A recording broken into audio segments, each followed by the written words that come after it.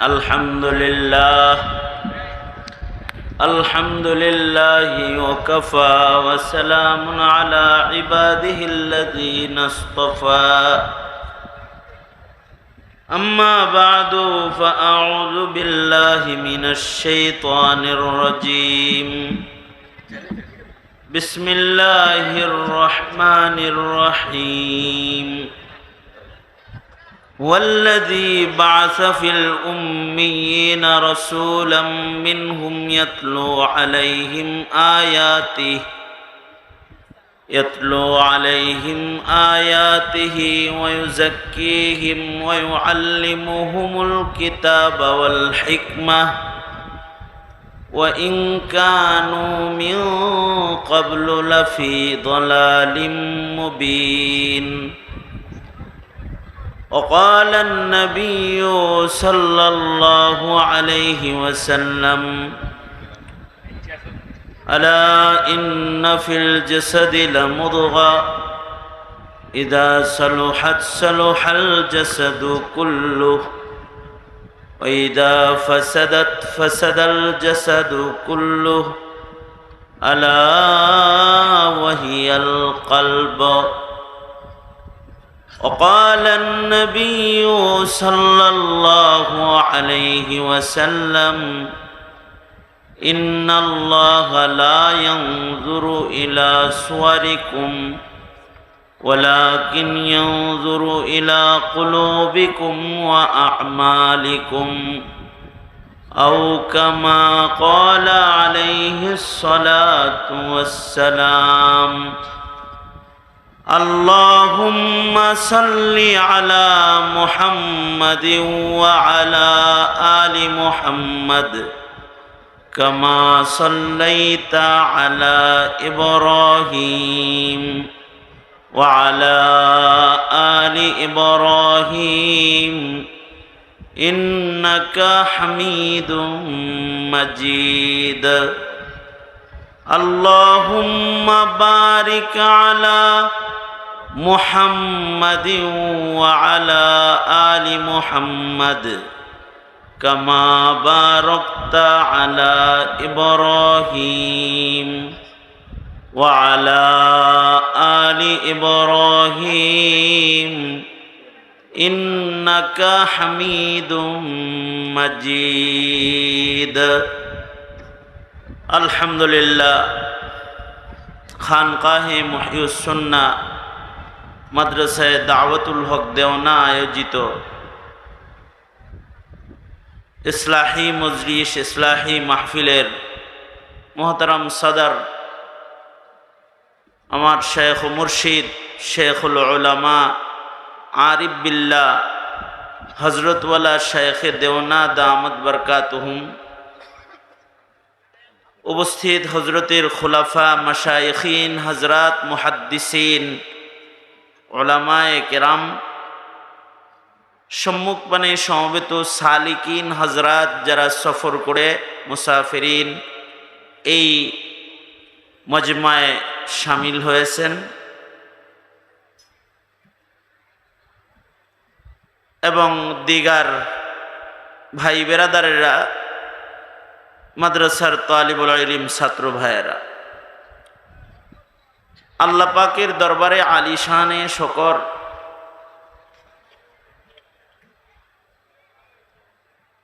আল্লাহ তাআলা আমাদেরকে আহলে দিল বুজুর্গদের সোহবতে একজন আল্লাহর ওলির জিয়ারতে এবং আল্লাহওয়ালার ডাকে ইসলাহি মাহফিলে আমাদেরকে আল্লাহ তাআলা হাজিরা দেওয়ার তৌফিক দান করেছেন। এজন্য কালিমাত শুকর পড়ি, শুকরিয়া আদায় করি আলহামদুলিল্লাহ। বয়ান ওলামা হজরতরা করেছেন, মূল নসিহাত তো হজরতই করবেন আমাদেরকে। আমি হজরতের নির্দেশে আপনাদের সামনে বসেছি। সংক্ষেপে দু একটা কথা বলে হজরতের হুকুম তামিল করার জন্য আপনাদের সামনে বসেছি। বরকতের নিয়তে আল্লাহর কালামের সূরা জুমআর 2 নম্বর আয়াত আপনাদের সামনে তিলাওয়াত করেছি। এইটাকে সামনে করে খুব সংক্ষেপে 2-4 কথা। যুগে যুগে যত নবী রাসূল আল্লাহ তাআলা প্রেরণ করেছেন, নবীরা কি করেছেন আল্লাহ পাক আল্লাহর কালামের মাধ্যমে আমাদেরকে জানাইছেন যে নবীদেরকে দিয়ে আল্লাহ তাআলা কি কাজ করছেন। আমাদের নবী পেয়ারা নবী মুহাম্মদুর রাসূলুল্লাহ সাল্লাল্লাহু আলাইহি ওয়াসাল্লাম নবীদের জামাতের শেষ নবী। দুনিয়াতে আর কোনো নবী আসবে না, কিন্তু আমাদের নবীজির মিশন, নবীদের মিশন, এইটা জমিনে নবীর উম্মতরা জারি রাখবে। এইটা এই উম্মতের মর্যাদার কারণ, একটা বড় কারণ হইল যে এই উম্মত নবীদের কাজ জমিনে করবে।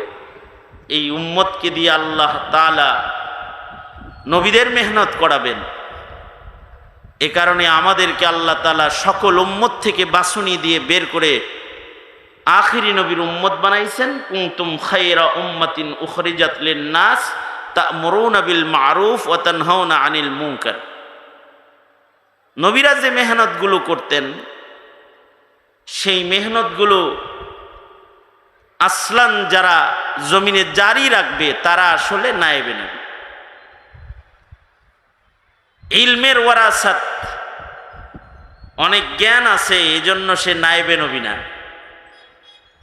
জ্ঞান তো কাফের মুশরিকেরও আছে, মালুমাত যেটাকে বলা হয়, এটা কাফের মুশরিকের ভেতরেও মালুমাত আছে। এজন্যে ইলিম জ্ঞান থাকলেই নায়েবে নবী না। নায়েবে নবী হওয়ার জন্য নবীর নায়াবাত, প্রতিনিধিত্ব, যেটা নবীজির মেহনতগুলোকে জমিনে করলে সে নায়েবে নবী। এ কারণে ইমাম মালিক রহমতুল্লাহ আলাইহি বলেছেন, লাইসাল ইলমু বিকাসরাতির রিওয়ায়া, অনেক বেশি শব্দ, রেওয়ায়াত, আলফাজ মুখস্থ করার নাম ইলিম না, বরঞ্চ ইলিম হলো সিনার নূর, যেটা আল্লাহ তাআলা আল্লাহর পক্ষ থেকে বান্দার সিনায় দান করেন, যার দ্বারায় আল্লাহ পর্যন্ত পৌঁছার মেহনত উম্মত করে। এই কারণে ইলম 2 প্রকার। একটা ইলিম হলো মেহনতের মাধ্যমে লেখাপড়া করে অর্জন করে, আর একটা ইলিম হলো আল্লাহ পাক আল্লাহর পক্ষ থেকে আল্লাহর মনোনীত বান্দার সিনার ভেতরে দান করে। ইলম লাদুন্নি হয়, আল্লাহর পক্ষ থেকে দান ইলিম হয়।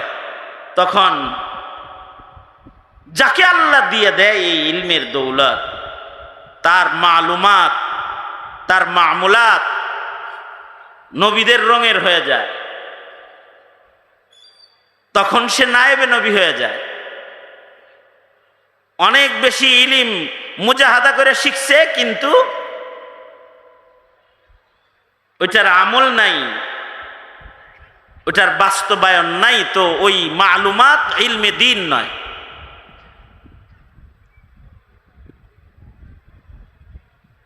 দুনিয়ার সব মাদ্রাসায় একটা কিতাব আছে, আল মুনজিদ ডিকশনারি। যেই ডিকশনারি থেকে দুনিয়ার সব মুফাসসির, মুহাদ্দিস, ফকিহ, সব আলেম, তলবে ইলম শব্দের অর্থ বের করে, শব্দের এই শব্দটার কি অর্থ এটা খুঁজে বের করে। কিন্তু এই আল মুনজিদের লেখক হলো একজন ইহুদি। তার মালুমাত থেকে সারা দুনিয়ার সব মুহাদ্দিস, সব মুফতি সবাই উপকৃত হইতেছে, মগর তার কোনো দাম নাই। সে ইহুদি, তার এই খেদমত দিয়া তার কোনো সওয়াব হবে না। কিন্তু এমন কিছু আকাবির আছেন যাদের দর্স তাদরিসের মাধ্যমে ইলম উলুম ও ফুনুনের মেহনত কইরা পড়াশোনা কইরা তারা ইলম হাসিল করেন নাই, কিন্তু আল্লাহ তাআলা তাদেরকে আল্লাহর পক্ষ থেকে তাদের সিনায় আল্লাহ ইলম আমানত দিয়ে দিছেন। আমাদের আকাবির আসলাফদের মধ্যে তাদের নমুনা ছিলেন হাজী ইমদাদুল্লাহ মুহাজিরে মক্কি রহমতুল্লাহ আলাইহি, যিনি একাডেমিক ভাবে বড় মুফতি মুহাদ্দিস ছিলেন না, কিন্তু ওনার সামনে ফকিহুন নফস যদি যায় বসতো, তখন বলতো যে আমি যা পয়ড়া যাই, আমার মালুমাত হাজী ইমদাদুল্লাহ মুহাজিরে মক্কির সামনে গেলে ম্লান হয়ে যায়, হারায়। ওই রকম একজন ছিলেন ডক্টর আব্দুল হাই রহমতুল্লাহ আলাইহি, যার কাছে জমানার শ্রেষ্ঠ আলেম জাস্টিস তকি ওসমানী হাফিজাহুল্লাহ, ওনার বড় ভাই রফি ওসমানী রহমতুল্লাহ আলাইহি, ওনারা যায় বৈশা থাকতেন। ওনারা যখন ওনার কাছে বায়াত হইছেন, তখন মুফতি আজম শফি রহমতুল্লাহ আলাইহি বলছেন, এখন জায়গা মতো ইলম আনতে গেছে, ওরা এখন জায়গা মতো গেছে, যেখান থেকে সরাসরি আল্লাহর সাথে সম্পর্ক আছে ওইখানে গেছে। এখন ওরা দস্তারে মোহাব্বত পায়া যাবে। না জানিয়ে क्या से क्या हो जाए मैं कह नहीं सकता, न जाने क्या से क्या हो जाए मैं कह नहीं सकता, जो दस्तारे फजीलत गुम हो दस्तारे मोहब्बत में, जो दस्तारे फजीलत गुम हो दस्तारे मोहब्बत में। তাদের কাছে তো দস্তারে ফজিলত আছে ইলমের, এখন ওরা দস্তারে মুহাব্বতের কদমে যখন চলে গেছে, এখন যে ওরা কোথায় চলে যাবে, ওদের মর্যাদা দেখা কঠিন হয়ে যাবে। ডক্টর আব্দুল হাই রহমতুল্লাহ আলাইহি, ওনাদের পরে খাজা আজিজুল হাসান মজজুব রহমতুল্লাহ আলাইহি, ডক্টর আব্দুল হাই রহমতুল্লাহ আলাইহি, ওনাদের পরে আমরা যে জমানাটা খুব কাছাকাছি পেয়েছি, তার ভেতরে যাদেরকে আল্লাহ তাআলা আমাদের দেশে ইলমে লাদুন্নির দৌলত দান করেছিলেন অথবা করেছেন, তাদের ভেতরে একজন ছিলেন প্রফেসর হামিদুর রহমান রহমতুল্লাহ আলাইহি, প্রফেসর হযরত বলে আমরা যাকে চিনতাম। আল্লাহ তাআলা, উনি তো প্রফেসর ছিলেন বুয়েটের, কিন্তু আল্লাহ তাআলা ওনাকে ইলমে লাদুন্নির দৌলত দিয়েছিলেন, যে এই দেশের মাশায়েখিনরা ওনার ওই দস্তরখানে ইলমের স্বাদ আস্বাদন করতে যায় বসে থাকত। আর এই হাল জামানায় আছেন আমাদের শেখ ও মুর্শিদ। আমরা যে এখানে আসি, বয়ান করতে আসি না, আসি হলো হজরতের চেহারা দেখা, ওনার সিনায় যে আনোয়ার আছে ওইটাকে নিতে। ওনাকে যে আল্লাহ তাআলা ওই নায়াবাতের একটা বুঝা উনি যেটা নিয়ে নিছেন, যেটা অনেকে নেয় নাই। তাছাড়া এই মানুষ কেন পাগল হইছে? গণকোরআন শিখানোর জন্য। এটা নায়াবাতের ভারে ওনার এই কর্মসূচি, যে গণকোরআন শিক্ষা দাও। কারণ হলো পৃথিবীর সব পয়গম্বররা কিতাবুল্লাহ শিক্ষা দিত, এটা সকল পয়গম্বরদের এক নাম্বার কাজ। ইয়াতলু আলাইহিম আয়াতি। আমাদের নবী আলাইহিস সালামেরও এক নাম্বার কাজ ছিল উতলু মা উহিয়া ইলাইকা মিনাল কিতাব, কোরআন তেলাওয়াত, কড়া কোরআন তেলাওয়াত শিক্ষা দেওয়া। আমাদের হযরত কিন্তু প্রতি বছর শেখুল কুররা আরিফ বিল্লাহ হযরতুল আল্লাম আবুল হাসান আজমি দামাত বারকাতুহুমকে এখানে এনে বসায় রাখেন। আর ওনার কাছে পড়ে কারা জানেন? ওনার পড়া তো আওয়ামরা বুঝবই না। উনি যখন পড়ায় তো আলেম হইতে হইব, ওনার পড়া বুঝতে হইলে, ওনার কাছ থেকে উপকৃত হইতে হইলে মৌলবী হইতে হইব। এবং আলহামদুলিল্লাহ আলেমরা কোরআন পড়ার জন্য এখানে এসে রমাদানের ইতিকাফ করে, গোটা রমজান মাস এখানে অবস্থান করে। কারণ তিলাওয়াতুল কোরআনও এটা না শিখাইলে করা সম্ভব না।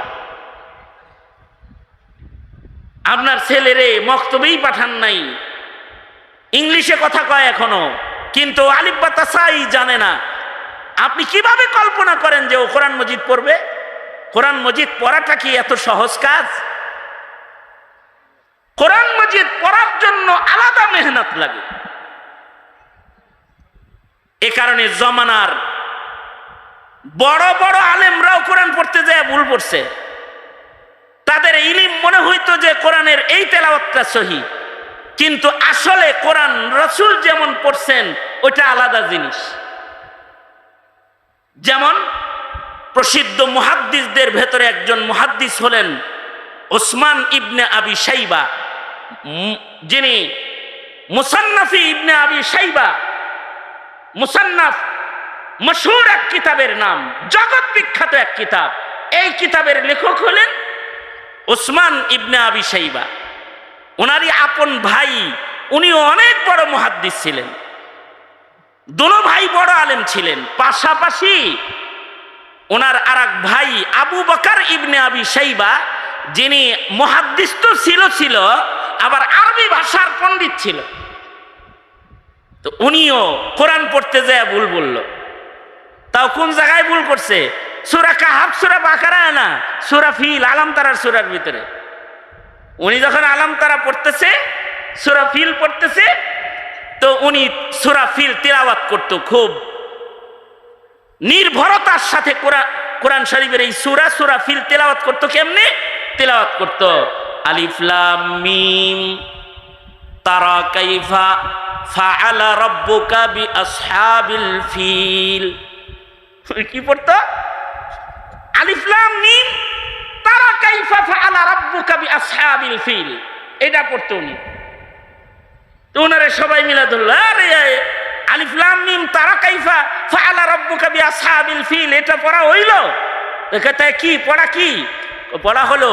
আলাম তারা কাইফা ফাআলা রাব্বুকা বিআসহাবিল ফিল। এইটা হইল নবীর তেলাওয়াত। আরে রাহমিয়া, নবীর তেলাওয়াত তো তোমরা কোন গ্রামার দিয়ে বুঝাইবে এটা যে এটা আলাম তারা, এটা আলিফ লাম মিম তারা কাইফা ফাআলা রাব্বুকা বিআসহাবিল ফিল। কারণ ওখানেও আলিফ লাম মিম, এখানেও আলিফ লাম মিম। উনি আলিফ লাম মিম কয় এটা হরফুল মুকাত্তাআত। এই আলিফ লাম মিম এটা হরফুল মুকাত্তাআত। সুতরাং উনি পড়তো আলিফ লাম মিম তারা কাইফা ফাআলা রাব্বুকা বিআসহাবিল ফিল। এটারে সূরা বাকারার আলিফ লাম মিম যেমন হরফুল মুকাত্তাআত, আয়াতে মুতাশাবিহাত, উনি এটাকে আয়াতে মুতাশাবিহাত হিসাবে পড়তেন। কারোর যদি বুঝ ভালো হয় তার কাছে দলিলও ভালো হয়। আরবি ভাষার পণ্ডিত্য তো উনি ঘোষণাই দিয়ে দিলেন, পারলে আমারে বুঝাইয়া দাও, না বুঝাইলে আমি কেমনে বুঝবো? আমি তো এইটাই দেখি সহি, তোমরা যেটা পড়ো এটা গলত মনে হয় আমার কাছে। জমিনের অন্যান্য কুররা হযরত যারা, তারাও পেরেশান হয়ে গেল। পেরেশান হয়ে সবাই মিলা চিন্তা করলো এত বড় আলেমের ভুল সংশোধন কেমনে করি। কারণ জমানার শ্রেষ্ঠ মুহাদ্দিসদের একজন তো, একদিকে মুসান্নাফি ইবনে আবি শাইবার লেখক ওসমান ইবনে আবি শাইবা, তারই ভাই হলো আবু বকর ইবনে আবি শাইবা। এত বড় মুহাদ্দিসের ভুল সংশোধন কেমনে করব? এই সব কুররারা মিলা পুরানা মাসহাফ খুঁজে বের করলো। হযরত ওসমানের লিখিত মাসহাফ, হযরত কাব উবাই ইবনে কাব রাদিয়াল্লাহু আনহুর তিলাওয়াতের মাসহাফ এর কপি, এইগুলা কোরআন শরীফ যেগুলো সাহাবীরা পড়তো, এইগুলা খুঁজে বের করলো। এগুলা খুঁজে বের করে বলে, দেখেন ওসমান হলো কাতেবে ওহী, ওসমান হলো নবীজির, ওসমান ইবনে আফফান রাদিয়াল্লাহু আনহু, উনি হলেন কাতেবে ওহী, নবীজির দুই মেয়ের জামাতা জিন্নুরাইন রফিকি ফিল জান্নাহ, আল্লাহর রাসূল বলেছেন উসমান রফিকি ফিল জান্নাহ, ওসমান আমার জান্নাতের সাথী, জান্নাতের রফিক বন্ধু। ওসমান কাতেবে ওহী, ওসমানের সাথে কোরআনের সাথে সম্পর্কটা কেমন? যে পৃথিবীর মাটির উপরে কোরআনে কারীম যারা 2 রাকাতে খতম করেছে তাদের ভেতরে একজন 1 নাম্বার হলেন হযরত উসমান ইবনে আফফান, যিনি 2 রাকাত নামাজে গোটা কোরআনে কারীমের তিলাওয়াত করতেন। গোটা কোরআন তিনি 2 রাকাত নামাজে খতম করতেন। আর ওনার কাছে কোরআনে কারীমের তিলাওয়াত সবচেয়ে মজার আর পছন্দের ইবাদত। ফরজ ইবাদতের পরে উসমানের কাছে তিলাওয়াতুল কোরআন এর চেয়ে সুন্দর, এর চেয়ে পছন্দের ইবাদত ওনার কাছে আর নাই। উনি বলেন দুনিয়ার 3 জিনিস আমার কাছে প্রিয়, 1 নাম্বার তিলাওয়াতুল কোরআন। উনি কোরআন তেলাওয়াত করে সবচেয়ে বেশি মজা পায়। এ কারণেই উনি যেদিন ইন্তেকাল করেছেন ওনার ওফাতের সময়ও তিলাওয়াতুল কোরআন। উনি যখন কোরআন পড়তেছিলেন আর দুশমনরা ঘরে ঢুকছে, ওনার গর্দানের উপরে ছুরি মারছে, রক্তের ছিটা তিলাওয়াতরত কোরআনে কারীম খোলা কোরআন শরীফের পাতার উপরে পড়ছে। এজন্য শহীদদের ভেতরে একমাত্র শহীদ হযরত উসমান, যিনি কোরআন পড়তে পড়তে শাহাদাত বরণ করেছেন। কোরআন ওনার রক্তের সাক্ষী। ময়দানে মাহশারে হযরত উসমান যে শহীদ, তার শাহাদাতের গওয়াহ কোরআনে কারীম নিজে দাঁড়ায়া আল্লাহর আদালতে দিবে। কোরআন বলবে, কোরআন তো শাফাআত করবে।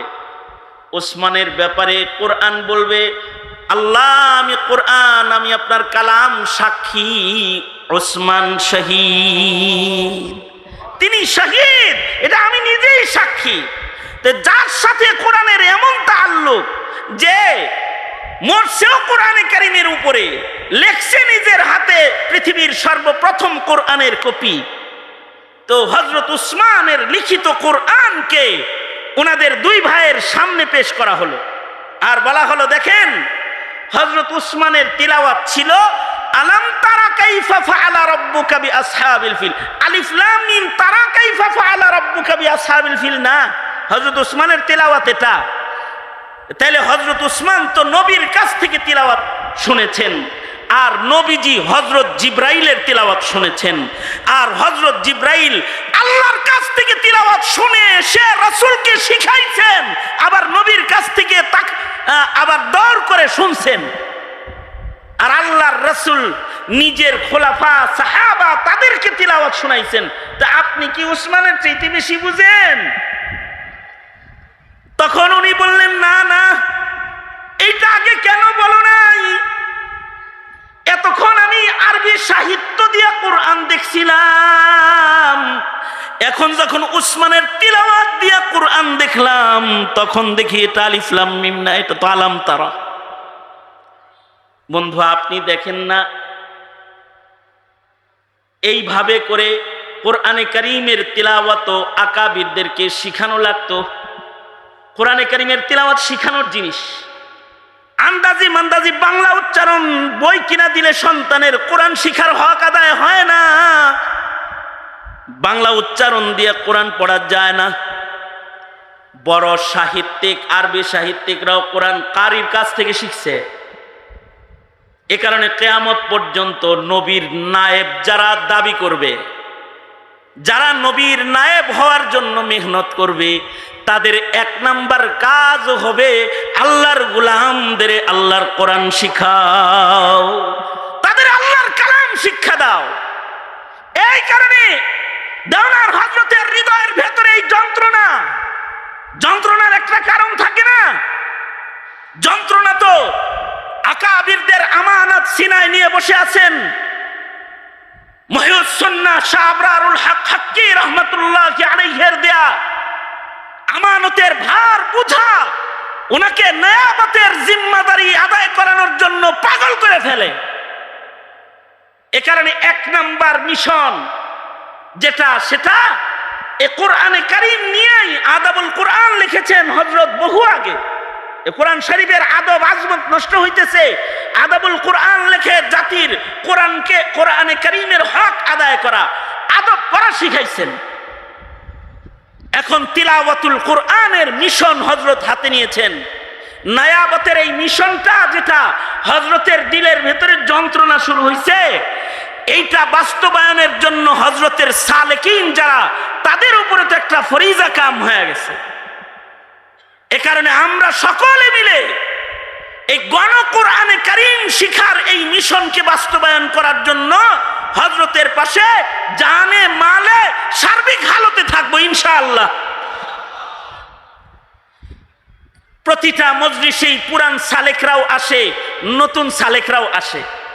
নতুন সালেক যারা আসে, পুরান যারা আসে, তারা তো সিনা বরাবর বৈশা থাকে টিক মেরা। আর নতুন যারা আসে, কিছু সময় গেটে, কিছু সময় বাজারে, কিছু সময় দোকানে, বিভিন্ন ভাবে ঘুরতে থাকে। কারণ তাদের ভেতরে ওই আহমিয়ত এখনো পর্যন্ত আসে নাই যে এইখানে বয়া থাকলে লাভটা কি, বা একজন আল্লাহওয়ালার সিনা বরাবর বৈশা থাকলে লাভ কি, এইটা তারা বুঝে নাই। নবীদের 2 নাম্বার মেহনত ছিল ওয়ায়ুযাক্কিহিম, নবীরা তাজকিয়াতুন নুফুসের কাজ করতেন। তার মানে মানব হৃদয়টাকে গায়রুল্লাহ বের করে আল্লাহ ঢুকাইবার মেহনত ওনারা করতেন। দিল শাইখুল ইসলাম ইবনে তাইমিয়া রাহমাতুল্লাহি আলাইহির একটা কথা আমার খুব পছন্দ। হযরত থানভী রাহমাতুল্লাহি আলাইহির কথার ভেতরেও এগুলো আছে, তবে ওনারটা একেবারে সংক্ষিপ্ত। উনি সংক্ষিপ্তভাবে যেটা বলছেন সেটা হলো এই যে দিল কলব এটা তো একটা, মানব দেহে কলব 2টা না। মানুষের দেহে চোখ 2টা, কান 2টা, হাত 2টা, পাও 2টা, কিন্তু কলব কয়টা? একটা কলব। এই একটা কলবের ভিতরে একজনকেই রাখা লাগে। একজন এর জায়গায় আরেকজন বসলে হয় না। একজন রে না রেখে আরেকজন রে রাখলে আরেকজন চলে যায়। কলব তো একটা। একটা কলবের ভেতরে এক আল্লাহ, এক রসুল, এক কোরআন, এক কাবা, এক শরীয়ত ইসলাম, এই জিনিস ঢোকানোর জন্য মেহনতের দরকার আছে। এটা এমনি এমনি হয় না। একজন শায়েখের কাজ কি? শায়েখ কি করতে চান? শায়েখ চান হলো এই কলব নামক একটি পেয়ালা, যেই পেয়ালায় আল্লাহ পাকরে রাখলে, যেই পেয়ালাটা আল্লাহকে দিয়ে দিলে আল্লাহ ওয়ালা হওয়া যাবে, এবং এইটা পরিষ্কার কইরা এটার ভেতরে আল্লাহ পাকের পছন্দের গুণাবলীকে এটার ভেতরে লাগায়া দিয়া মানুষের কলবটাকে পরিশুদ্ধ করে দিয়া এই মানুষটাকে আল্লাহর কাছে দামি বানাইবার মেহনত নবীরা করছে। কিয়ামত পর্যন্ত আর নবী আসবে না, কিয়ামত পর্যন্ত পীর মাশায়েখরা এই কাজটাই করবে। এটাকেই বলে আত্মশুদ্ধির মেহনত।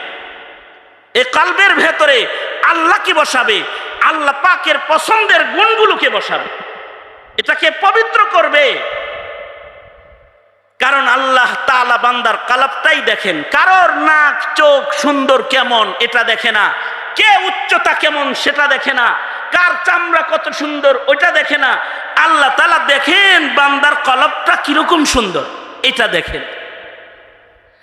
তাজকিয়াতুন নুফুস সম্পর্কে হযরত থানভী বলেন, তাজকিয়াতুন নুফুস বুঝানো যত কঠিন, তবে তাজকিয়াতুন নুফুস যদি কারোর ভেতরে এসে যায় সে কেমন হয়ে যায় এটা বইলা দেওয়া সহজ বেশি, উনি বলতেন। এ কারণে ওনারা আল্লাহওয়ালাদের আহওয়ালকে জাতির কাছে পেশ করতেন যে তুমিও মানুষ, অলি বুজুর্গরাও মানুষ। তারা তাজকিয়াতুন নুফুস করেছে, এবার তাদের বসিরত আসছে, তাদের চোখ দামি হয়ে গেছে, হাত দামি হয়ে গেছে, পা দামি হয়ে গেছে, কান দামি হয়ে গেছে। আমাদের আমাদের কান তো কোরআন শরীফও শুনতে চায় না, আজানও শুনতে চায় না, নসিহাও শুনতে চায় না। আমাদের চোখ ভালো জিনিস দেখতে চায় না, কারণ এটা খারাপ হয়ে গেছে, কলবের আসর অঙ্গ প্রত্যঙ্গে পড়ছে। আর যাদের কলব ভালো হয়ে যায় তাদের চোখ যেদিকে তাকায় ওইদিকে আল্লাহ দেখে, আল্লাহ পাককে পাওয়ার পথ দেখে, ওই পথে পথে তারা দৌড়াইতে থাকে। তাদের কানে আল্লাহ পাকের আহ্বানের আওয়াজ পৌঁছতে থাকে। তাদের জীবনের হারাকাত সাকানাত যা আছে সব আল্লাহ পাওয়ার জন্য তারা ব্যাকুল হয়ে যায়। আমি একটা কথা বলে শুধু আমি আমার আলোচনা শেষ দিয়ে দিব, সেটা হলো এই হযরত উমর মসজিদে নববীর মিম্বরে দাঁড়ায়া লস্করে সারিয়া দেখেছেন, তাজকিয়াতুন নুফুসের বরকতে দেখেছেন। তাজকিয়াতুন নুফুস যখন হয়ে গেছে, ওনার চোখ এবার লস্করে সারিয়াকে দেখতে পায়। সাহাবীদের কাছ থেকে তাবেঈ যারা আত্মশুদ্ধি করেছেন, যেমন হযরত আবু হুরায়রা রাদিয়াল্লাহু আনহু, ওনার মেয়ের জামাই ছিলেন সাঈদ ইবনে মুসাইয়িব রাহমাতুল্লাহি আলাইহি, তাবেঈ, সাইয়্যিদুত তাবেঈদের একজন। সাঈদ ইবনে মুসাইয়িব, ওনার জীবনের কিছু গুণ, ওনারা নামাজ শিখা পড়ছেন। আমরা আন্দাজে মান্দাজে নামাজ পড়ি। এখানে মজলিসে দাওয়াতুল হকের একটা নিজাম হলো যে নামাজের আমলি মশক করাও। সাঈদ ইবনে মুসাইয়িব বলে, আমি 40 বছর আজানের আগে মসজিদে ঢুকেছি। 40 বছর আজানের আগে মসজিদে ঢুকছে। কত বছর? উনি বলেন, আমি আজান শুনেছি 40 বছর, মসজিদের পয়লা কাতারে বসে আজান শুনছি 40 বছর। এটার চাইতে আশ্চর্য বিষয় হলো, উনি বলেন 40 বছর আমি নামাজ পড়েছি, আমার দাঁড়ানো অবস্থায় আমার নজর সেজদার জায়গায় ছিল। 40 বছরের ভেতরে আমার সামনের ইমাম অথবা মুসল্লির পিঠের উপরে আমার নজর কওমা জালসার হালতে কখনোই পড়ে নাই। নজরের সুন্নাত আছে না? দাঁড়ানো অবস্থায় কই থাকবে? হ্যাঁ, রুকুর হালতে কই থাকবে? 2 পায়ের মাঝখানে। সেজদার হালতে কই থাকবে? সেজদার জায়গায় মাটির উপরে। আর জলসার হালতে কই থাকবে? কোলের উপরে। মাথা সোজা থাকবে, নজর কোলের উপরে থাকবে। সালাম ফিরানোর সময় নজর কই যাবে? মসজিদের দক্ষিণ আর উত্তরে। কই যাবে? নজরের সুন্নাত আছে না? তো সাঈদ ইবনে মুসাইয়িব বলে, 40 বছর আমি নামাজ পড়েছি যে আমার নজর কখনো মুসল্লির পিঠের উপরে, ইমামের পিঠের উপরে পড়ে নাই। 40 বছর। এই রকম ইবাদত কইরা ওনার লাভ কি হইছে? লাভ কি হইছে? ছোট্ট কথা বলে আমি শেষ দিয়ে দিতেছি, হাদিসে আছে। লাভ হলে এইটা, উনি এত দামি হইছে যে স্বামীরা যখন মদিনায় আক্রমণ করলো, 3 দিন মদিনায় আজান হয় নাই। মদিনা ক্ষমতা ধররা দখল করার জন্য মদিনায় হামলা করেছিল। মসজিদে নববীতে এই প্রথম হামলা, যে মসজিদে নববীতে ওই জমানায় 3 দিন আজান হয় নাই, মসজিদে কেউ আসতে পারে নাই 3 দিন। কিন্তু সাঈদ ইবনে মুসাইয়িব বলে, এই 3 দিন আমি পাগলের অভিনয় করে মসজিদের ভিতরে ছিলাম, মসজিদের হক আদায় করে নামাজ পড়ার জন্য। আমারে দেখলে মনে করতো পাগল, আর টাইম মতো আমি খালি নামাজ পড়তাম। সবচেয়ে বড় কথা হলো, সাঈদ ইবনে মুসাইয়িব বলে, এই 3 দিন মসজিদে আজান হয় নাই। ক্ষমতা লিপসুরা মদিনা দখল করতে আসছে, আজান বন্ধ। নামাজ রক্ত হয়ে গেলে নবীর মুসাল্লার পাশাপাশি কাছাকাছি দাঁড়ায় আমি নামাজ আদায় করি। কিন্তু আশ্চর্য বিষয় হলো, সাঈদ ইবনে মুসাইয়িব বলে, 3 দিন মসজিদে আজান নাই, কিন্তু একটা আজানের আওয়াজ আমার কানে বারবার আসে। আমি খুব খেয়াল করে শুনতে থাকি কোত্থেকে আজানটা আসে। সাঈদ ইবনে মুসাইয়িব বলে, আজানের ওক্তে মুয়াজ্জিন আজান দেয় না, তাই বলে রাসূলের মসজিদ আজান শূন্য না। রাসূল নিজের নামাজের সময় হলে রওজায়ে আতহার থেকে আজান দেয়, আর ওই আজানের আওয়াজ আমার কানে আইসা লাগে। এটাকে বলে তাজকিয়াতুন নুফুস। যদি কারোর ভেতরে আত্মশুদ্ধি আইসা যায়, তো সে এমন জিনিসও শুনতে পায়। আমাদের আকাবের বুজুর্গরা তো চেহারার উপরে পর্দা দিয়ে চলতেন, কারণ মানুষের খাবাসাতের চিত্র মানুষের চেহারার ভেতরে ওনারা দেখতে পাইতেন। আর কাঁদতেন, বলতেন আল্লাহ জমিনে তো মানুষ দেখি না। এগুলো হলো আত্মশুদ্ধির ফসল। আমাদের বাপ দাদারা আমাদেরকে যখন দেখে, আপনারা চিন্তা করবেন যে হযরত কখনো পরিচালনা করতে যায়, কখনো বয়ান করতে যায়, কখনো অস্থির হয়ে যায়, পাগল হয়ে যায়। কোনটা করলে না জানি আমরা বুঝবো পাগল হয় কেন। আমাদের চিত্রটা যখন দেখে আর পেছনের আকাবিরদেরকে যখন মিলায়, তখন ওনার কলিজা ফাইটা রক্ত বের হয়। গনিমত সমঝো ভাইও, গনিমত মনে করো যারা এই সকল মজলিসে আল্লাহ তোমাদেরকে আনে। এরা এক সময় আকাবিরদের কাছে যে পাগলের মতো বসে থাকছে। মহিউস সুন্নাহ শাহ আবরারুল হক রাহমাতুল্লাহর কাছে গেলে ফেরত আসতে পারে নাই। এই কারণে ওনাদের কাছে আইসা অনেকে এরকম হয়ে যায় যে ফেরত যাইতে পারেন। আমি বয়ান না, এই দুইটা কথা, এই আমার হযরতের এই দুই মিশন, আত্মশুদ্ধি, তিলাওয়াতুল কোরআন, নায়াবাতের ভারে হযরতের মাথার উপরে আসছে। এইটাকে বাস্তবায়ন করি সবাই। আর আমি গোলাম নাদানের তো কোনো সম্বল নাই আমার হযরতের দোয়া ছাড়া। আমি বাইতুল্লাহর সফরে যখন রওনা করছি তখন হযরতরে বললাম, হযরত আগে তো আপনি শুধু আমার শায়েখ ছিলেন, এখন তো আমার বাপও নাই। হযরত রাগ করেন না, একটা ফোন যেটা আমি আমার আব্বারে দিতাম ওইটা দিছি আগে, এজন্য আজকে সফরের হালতে আপনারে দুইবার ফোন করলাম। একটা ফোন আপনারটা আপনাকে দিলাম, আর একটা ফোন যেটা আমি আমার আব্বারে দিতাম জয়নাল আব্দিন, ওইটা আপনারে দিলাম। আমার তো মুরব্বী, আমার যদি জুতা বানায় দিলে আমি জুতা। আল্লাহ তাআলা আমার হযরতের নেক হায়াত অনেক লম্বা করে দে, এই জাতি উপকৃত হইতে পারে তৌফিক দান করে। আপনারা যারা আসছেন খালেস দিলে একটা তওবা করেন এই বুজুর্গের কাছে। আল্লাহ তুমি আমাদের দিলের ভিতরে এরকম কিছু জ্বালা দান করো, এটা চান যে এরকম কিছু জ্বালা আমাকে দান করো, এটা আল্লাহর কাছে চান। তাইলে হয়তো নবীর উম্মত হিসেবে নবীজির কিছু হক আমাদের দ্বারা আদায় হবে। আল্লাহ তাআলা হযরতের এই ফিকির গুলোকে আমাদেরকে বহন করার, গ্রহণ করার তৌফিক দান করে, আর হযরতের দেখানো দিক নির্দেশনা আমাদের আল্লাহ বাস্তবায়ন করার তৌফিক দান করে।